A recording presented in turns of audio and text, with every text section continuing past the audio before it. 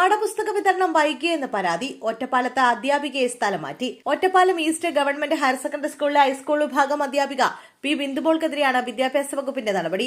GHSS Ottapalam സ്കൂളിലെ UP വിഭാഗത്തിലെ 5, 6, 7 ക്ലാസുകളിലെ language പാഠപുസ്തകങ്ങളുടെ വിതരണമാണ് വൈകിയത്. GHSS ആനക്കരയിലേക്കാണ് അധ്യാപികയെ മാറ്റിയത്.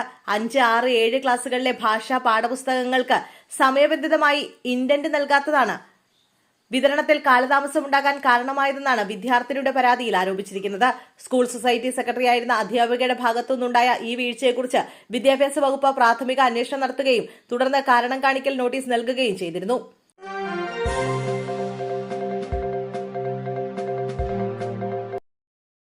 രാഷ്ട്രീയ മലക്കമറിച്ചിലുമായി സംവിധായകൻ രാജസേനൻ. CPM ആസ്ഥാനമായ AKG സെന്ററിൽ ചെന്ന് കയറിയത് തന്റെ ജീവിതത്തിലെ ഏറ്റവും വലിയ മണ്ടത്തരങ്ങളിൽ ഒന്നായിരുന്നുവെന്ന് പ്രമുഖ ചലച്ചിത്ര സംവിധായകൻ രാജസേനൻ.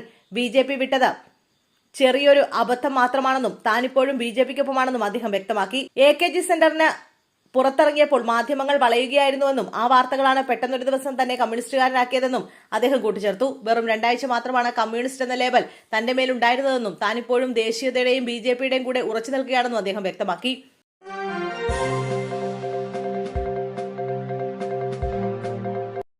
കന്യാകുമാരി കീരപ്പാറയിൽ കാട്ടാനാക്രമണം. തോട്ടം തൊഴിലാളിക്ക് ഗുരുതര പരിക്ക്. കേരള തമിഴ്നാട് അതിർത്തി മേഖലകളിൽ കാട്ടാനാക്രമണം വീണ്ടും രൂക്ഷമാകുന്നു. കന്യാകുമാരി കീരപ്പാറയിൽ കാട്ടാനയുടെ ആക്രമണത്തിൽ തോട്ടം തൊഴിലാളിക്ക് ഗുരുതരമായി പരിക്കേറ്റു. പുതുക്കോട്ട സ്വദേശി രവിക്കാണ് കാട്ടാനയുടെ ആക്രമണത്തിൽ പരിക്കേറ്റത്. ഇയാളെ വയറ്റിൽ ഗുരുതരമായി കുത്തേറ്റ നിലയിൽ ആശാരിപ്പള്ളം മെഡിക്കൽ കോളേജ് ആശുപത്രിയിൽ പ്രവേശിപ്പിച്ചു.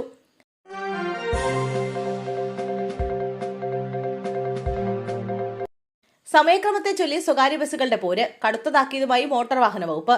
പന്തളത്ത് സമയക്രമത്തെ ചൊല്ലിയുള്ള തർക്കത്തിന് പിന്നാലെ റോഡിൽ സ്വകാര്യ ബസ്സുകളുടെ ഗുണ്ടാ വിളയാട്ടം. ഒരു സ്വകാര്യ ബസ് മറ്റൊരു ബസ്സിലേക്ക് മനഃപൂർവ്വം ഇടിച്ചു കയറ്റുന്നതിന് ഞെട്ടിക്കുന്ന ദൃശ്യങ്ങൾ പുറത്തു വന്നതിന് പിന്നാലെ കടുത്ത നടപടിയും മുന്നറിയിപ്പുമായി മോട്ടോർ വാഹന വകുപ്പ് രംഗത്തെത്തി. ദുർഗ എന്ന സ്വകാര്യ ബസ് രാഖി എന്ന ബസ്സിലേക്ക് മനഃപൂർവ്വം കൊണ്ടിടിപ്പിക്കുന്ന വീഡിയോ ഔദ്യോഗിക ഫേസ്ബുക്ക് പേജിലൂടെ പങ്കുവച്ചാണ് MBD മുന്നറിയിപ്പ് നൽകിയത്. അതീവ അപകടകരമായ രീതിയിൽ റോഡിൽ അക്രമം കാട്ടിയ ബസ് ജീവനക്കാരെ ട്രോളിക്കൊണ്ടാണ് മോട്ടോർ വാഹന വകുപ്പ് കുറിപ്പ് പങ്കുവച്ചിരിക്കുന്നത്.